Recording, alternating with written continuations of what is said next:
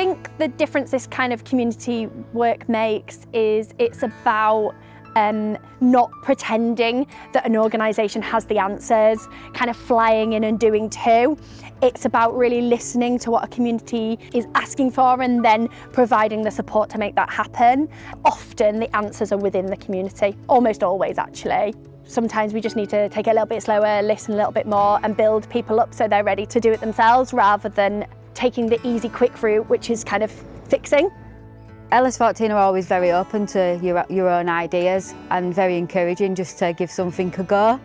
So today it's the Culture Kitchen where we open the space for asylum seekers to cook food from where they originally come from. And the cafe is open for anyone to visit on a pay-as-you-feel basis to make a donation. I think it breaks down them boundaries that are stigmatised from media, so people are able to meet people and ask the questions that may be going on in a safe environment. So thanks to the LCAN network, there's a few things that it's opened up doors, windows, ways of thinking for us. One of which is just simply that giving us more insight into what's going on in other communities so we can find parallels and connections between things that we're doing here in Seacroft.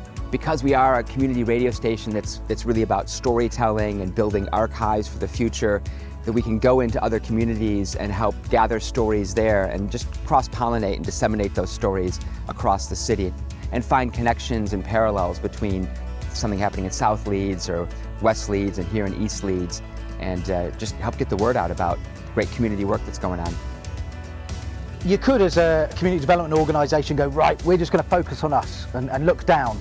But actually, generous leadership looks up and it says there's an amazing church just over there, there's a community centre over here, we've got Seacroft community on top, up over the way, Chapel FM.